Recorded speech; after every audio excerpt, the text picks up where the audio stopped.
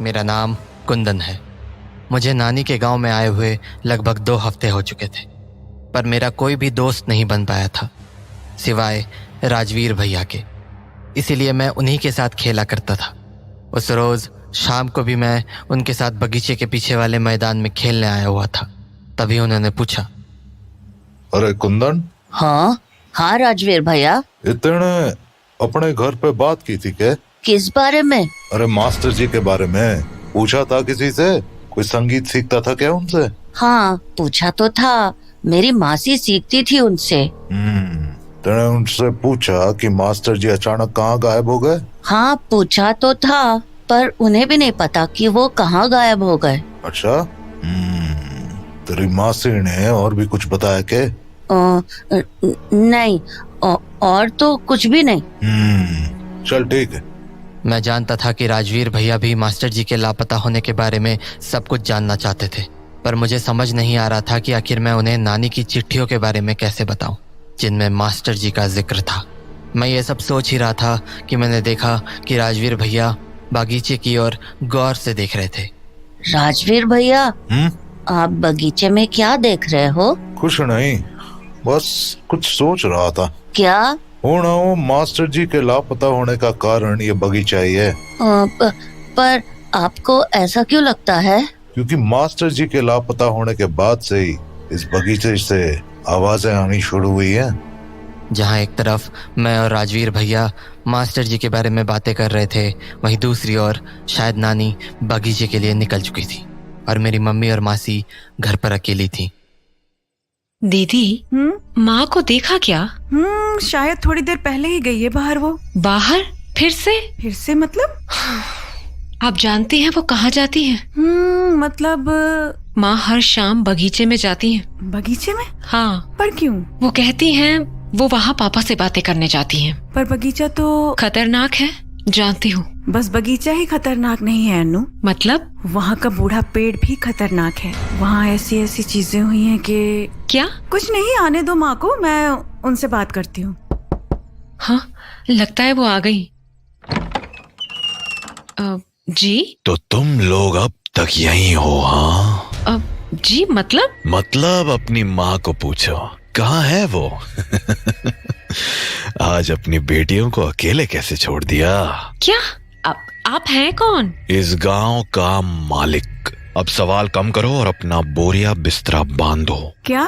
ये आप क्या बोल रहे हैं? आप हैं कौन? पहली बार में सुनाई नहीं दिया जो दोबारा सवाल कर रही हो? देखिए, तमीज मत सिखाओ मुझे, वरना बदतमीजी पर उतर आया तो धक्के मार कर निकाल दूंगा यहाँ से, समझ आया? अरे पर तुम क्यों निकालोगे हमें यहाँ से? ये हमारा घर है। घर है नहीं था, अब ये गांव मेरा हो चुका है। इसीलिए बेहतर होगा कि तुम लोग इस गांव को छोड़कर चले जाओ, क्योंकि मैं ज्यादा देर तक तमीज से पेश नहीं आऊंगा। तुम्हारा दिमाग खराब है क्या? ये कैसी जबरदस्ती है? हमें ना ही अपना गांव छोड़ना है और ना ही अपना घर, समझ गए? अब जाओ यहाँ से। बाप पर गई हो तुम, वो भी ऐसे ही धौंस दिखाता था। देख लिया ना क्या हुआ, कैसी घटिया मौत मरा। जबान संभाल के। आवाज नीचे। मैं यहाँ तुमसे बात करने नहीं आया हूँ, तुम्हें यहाँ से निकालने आया हूँ। चुपचाप अपना सामान बांधो और निकलो यहाँ से। हम कहीं नहीं जाएंगे, तुम्हें जो करना है कर लो, समझ गए? ओह अनु चौधरी, मुझे अंडर एस्टिमेट मत करो। अगर मैं अपने पे आ गया ना तो वो हाल करूंगा कि तुम भीख मांगने लायक भी नहीं बचोगी, समझ गई? मासी, क्या हुआ? कुंदन? ओह मासी, तो ये तेरी मासी है। चल बच्चे, भाग के अंदर जा और अपनी मासी और अपना सामान पैक कर ले। इस गांव में आज तेरा आखिरी दिन है। चल चल जल्दी कर। ओ भाया, क्यों किस तरह अब बात कर रहा है तू बच्चे से? तू कौन है बे? फालतू पंगे मत ले, चल निकल यहाँ से। के है ना भाई, मने पंगे लेने में मजा आवे। अब बोल, क्या करेगा? तू है कौन? क्या लेना देना है तेरा? मैं कुंदन का दोस्त हूँ। तो तू इस बच्चे का दोस्त है? फिर तो तू भी बच्चा हुआ ना, क्यों पड़ रहा है बड़ों की बातों में? मैं जरा बदतमीज हूँ, इसीलिए बड़ों के बीच में आने का शौक है मुझे। देख, ए शहरी, बहुत बोल ली तने। अब मारी सुन, अब ज्यादा चू चपाड़ की तो वापस घर ना जा पाएगा तू, समझा?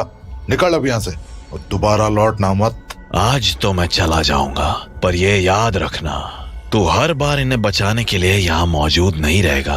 कहीं किसी दिन कोई अनहोनी ना हो जाए। चलता हूँ। हाँ, आप लोग ठीक है ना? हाँ, पर आप?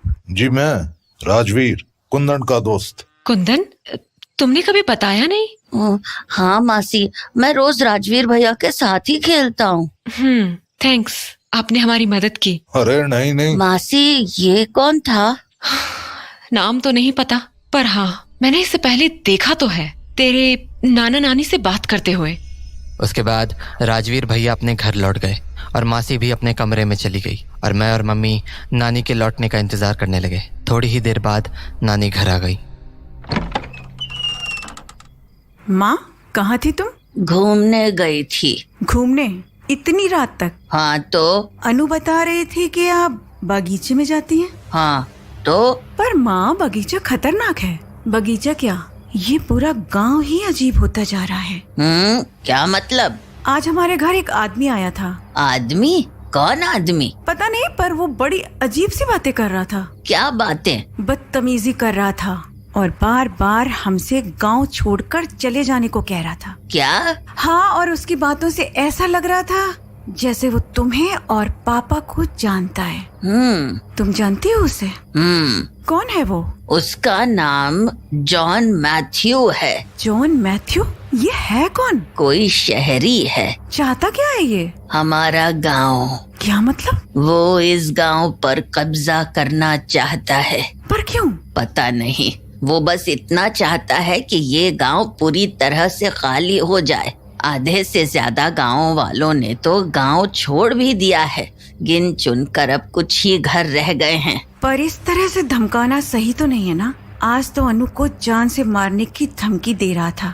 वो तो अच्छा हुआ कुंदन का दोस्त सही समय पर आ गया। कुंदन का दोस्त? कौन? वो नानी राजवीर भैया थे। अच्छा, राजवीर, वही ना जिसके साथ तू खेलता है?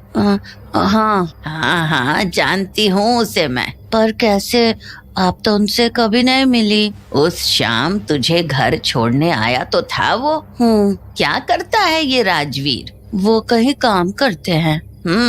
पर चिढ़ तो मुझे उस जॉन मैथ्यू से हो रही है।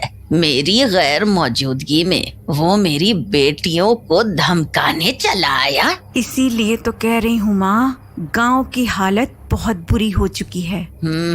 तू ठीक कहती है, और इसी वजह से मुझे अनु की चिंता भी लगी रहती है। घर में अकेली बेटी है मेरी, ऊपर से एक तो आए दिन ये बगीचे की अफवाहें, और अब ये चौधरी जी के जाने के बाद तो अनु और भी अकेली पड़ गई है। उसके साथ कोई होता तो मुझे भी चैन रहता। तू समझ रही है ना? समझ रही हूँ। अरे माँ, तुम आ गई? वैसे अनु, माँ और मैं यही बात कर रहे थे कि अब तुम बड़ी हो गई हो, तो यही कि अगर तुम्हारी नजर में कोई है तो हमें भी बता दो। कोई है मतलब? कोई अच्छा सा लड़का अनु। अरे उससे क्या पूछ रही है? उसकी नजर में कोई होता तो अब तक मुझे पता चल गया होता। मुझे ही ढूंढना पड़ेगा। पर ये सब आज अचानक से कैसे? क्योंकि अब ये काम बहुत जरूरी हो गया है। अब नहीं ढूंढा तो बहुत देर हो जाएगी।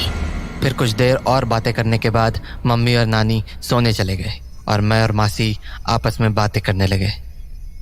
मासी, आपको मास्टर जी के बारे में कुछ पता चला क्या? नहीं, ज्यादा कुछ तो नहीं। मुझे अभी भी नहीं पता कि वो कहाँ गायब हो गए। नानी भी नहीं जानती? मैंने पूछा तो था उनसे, पर मुझे ज्यादा कुछ पता नहीं चल पाया। पर हाँ, मुझे ये तो जरूर पता चल गया कि वो बगीचे में क्यों जाती हैं। क्यों जाती हैं? तेरे नाना से बात करने। पर वो नाना से बात कैसे करती हैं? नाना तो... वो उनसे चिट्ठी लिखकर बात करती हैं। उन्हें लगता है कि तेरे नाना की आत्मा उसी झोपड़ी में है। दरअसल तुम्हारे नाना की मौत उसी बगीचे में हुई थी। जानता हूँ। क्या? तुम्हें ये कैसे पता? वो नानी ने बताया था। पर मासी, अगर नानी नाना जी से चिट्ठी लिखकर बात करती है तो उन चिट्ठियों में मास्टर जी के बारे में क्यों लिखा था? हाँ, क्या? हाँ मासी, याद करो, उस चिट्ठी में यही तो लिखा था, कल अमावस की रात है, तुम्हारे दोस्त मास्टर जी को लेकर आने वाली हूँ। लिखा तो था। हो सकता है माँ मास्टर जी को पापा से मिलाने ले गई हूँ। मासी, जैसा आपने बताया था, जिस दिन मास्टर जी यहाँ आखिरी बार आए थे उसी रात नानी उन्हें बगीचे में लेकर गई थी ना? हाँ। तो ये भी हो सकता है ना कि नानी मास्टर जी को उसी दिन नाना से मिलाने ले गई हो। हो तो सकता है। पर मासी, मास्टर जी उसी दिन के बाद से कभी नहीं दिखे ना? आखिर बगीचे में ऐसा क्या हुआ होगा? कुंदन, तू क्या क्या सोचता रहता है? मासी, आपको ये समझ आया क्या कि नानी ने अपनी चिट्ठियों में ये क्यों लिखा था कि 3 दिन बाद अमावस की रात है, तैयार रहना? ये अमावस को ही ऐसा क्या होता है?